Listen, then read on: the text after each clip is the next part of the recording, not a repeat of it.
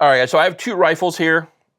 Both are not Waypoints. This is the Waypoint rifle in a different chassis. I wanted to show you guys what the chassis comes with from the factory. This is the Evergreen stock. I love the pattern of the stock. It is a hybrid style, adjustable cheek comb, QD sockets all the way across. It is a very narrow chassis up front, QD up front, M-lock on the bottom here for bipod attachments. And I just basically took the Bergara B14 trainer rifle and put it into the Evergreen stock, and it worked out perfect. I took the Waypoint and put it into the Bravo KRG chassis. This one I had the 22 in, and since both these are 700 pattern rifles, they just simply swapped. Fitment was perfect. It took me like 15 minutes to swap them out. So let's talk about some of the specs on the Waypoint. So this is a 20-inch carbon fiber barrel. The Evergreen model has kind of this evergreen color. I look at it more like a Ranger green pattern. The carbon fiber barrel is super impressive, very lightweight. When you have this rifle in its factory stock, this one, it's 7.5 pounds. Very, very lightweight. This rifle, as you see complete, is 11.5 pounds. So not too heavy at all. Very minimal, but I think that's because of the lightweight stock. A lot of the KRG Bravo stocks are very, very light. They're all polymer, two-piece setup. But I have pretty much all the things I would want on this chassis here. Arcer on the bottom, spigot up front for 1913 for a bipod. Cheek riser, I don't have the length of pull on here anymore. I don't really need it per se, but I love how the paddle mags work on these. It is a very cool, easy way to get, and it's very easy to reach. So, and if you're shooting, you can get it left, right. It's perfect. So very good there. The rifle comes with the mag pull. EICS magazines, the plastic model. I did buy these MDT 10 rounders. These are the metal version. These are around, I want to say like 65, 70 bucks per magazine. They're not cheap, but it is nice to have the metal version as well as the option to run the PMag version. Both are equally good. I just prefer the metal ones over the plastic ones. If you are enjoying this content so far, be sure to subscribe so you don't miss the next time I upload a video. When I got the rifle, and a little backstory on that, I was at SHOT Show last year, and when I heard that Springfield had a bolt gun, I had to go see it. And I was talking to the guys at the booth at SHOT Show and explained to them, you know, what we did and who we are. And it was like, no, we'll get you one out for sure. And Waypoint came a few months later. This is a very, very impressive rifle from a company that doesn't make bolt guns. This is a rifle that has a wide variety of caliber, 308, 6.5, 6 PRC, and I think there's a 6 Creedmoor as well, I believe. Don't quote me on that. But this setup for a hunting rifle and coming out the gate from Springfield, knocked out of the park. The trigger is a Trigger Tech adjustable trigger. It is a 2.5 to 5, I believe. I have never adjusted this trigger from the factory. It is a very clean, easy trigger pull. Very, very smooth. And the bolt throw. Man, the bolt throw on this rifle, yeah, there's a little bit of wobble back here, but not a lot. The bolt throws very well, very easy to get those rounds in that. That was one of the things that impressed me the most. I had a Seekins rifle prior to this one, and I didn't shoot the Seekins, one, because of the weight. It's more of a PRS type rifle. But when I just didn't like the Seekins bolt throw. Nothing's going to compare to like an AI, right? And if you guys never had a chance to throw the bolt on an AI rifle, it's people use the word ball bearings. It's like glass. It's just so smooth.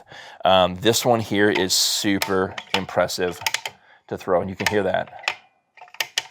It just works very well. I would like this bolt to be a little more in a 90-degree angle if I possibly could have that, but that's just more of a preference thing for me.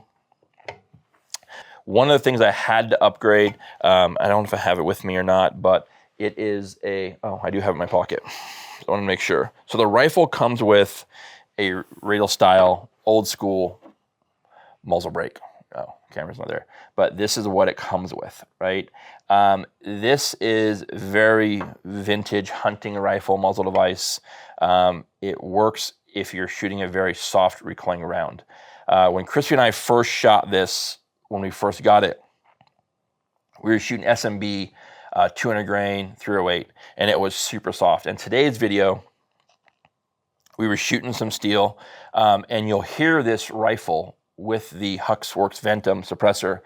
It is wickedly quiet, almost 300 blackout quiet.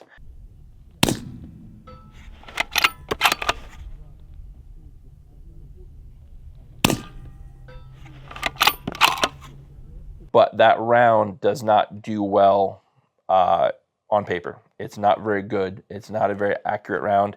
It opens up pretty big. These rifles do guarantee 3/4 MOA, but that ammo, it's pretty rough. So we did shoot a bunch of gold medal match today, and you'll see and hear a much bigger difference in the recoil impulse on the rifle. But when I tried to zero the rifle with this on it with the Fielder gold medal match, it just was an ass kicker. So I had to pull this off and add the suppressor, and it works great. The Ventum is a phenomenal suppressor. It works very well for this rifle, as I mentioned, with optic, stock chassis, suppressor, 11.5 pounds, right? I don't think I could, no issue there whatsoever today. This is going to be a great entry-level rifle for me. I haven't been on a bolt gun in 20 years. When I worked here in Utah, the first gun shop in '98, the gun shop there used to make these custom Remington 700 PSS rifles, the police sniper system. They had the kind of a cool SWAT Hogue overmolded stocks. They had the 21-inch or 22-inch barrels. The gun shop was cutting them down and threading them and making them all cool, fancy. And I had one of those factory Remington 700s. That was my first bolt gun that I was learning on. And 2 years later, I had to sell the rifle, and I hadn't had one since. So this will be a good thing. Next year, I'm going to kind of cut back a little bit on the pistol and push more rifle. I slack a little bit in rifle. I'm not as versed in rifle as I'd like to be. So gas gun and bolt gun will be kind of my summer investment, and I'm trying to bring more to the channel. This is the Element Optics 5-25. I think in the world of optics, I've got the Mark V sitting in the safe to the 2-10. 10 does not work for me, so I want to bring you guys options to look at that aren't crushing the bank. I know everybody loves the ATACR, but if you're like me, I don't have the budget to have multiple $3,000 optics, right? So what are some other options for you guys out there that work well, do the same job, but don't crush the bank? And that's what we're going to bring to the channel coming this year. So guys, the Springfield Waypoint, again, the selection of caliber, 308, 6.5, that is a phenomenal option. Price point, these are sub 2,000 into the low twos, depending on the carbon fiber setup you want to get, or if you go the spiral fluted barrel, and of course caliber. But at the end of the day, if you're a Springfield Armory fan and you had doubts about a bolt gun that they were making, I can tell you this personally, even though they did send this rifle to us, full disclosure, this is a phenomenal, very well executed rifle. And if you want something in that kind of hybrid where you could hunt or switch it to something a little more of a tactical or maybe a PRS type chassis, the Waypoint's the way to go. If you like gun content, subscribe to this channel. YouTube will show you more content just like this. Until next time, be well, take care.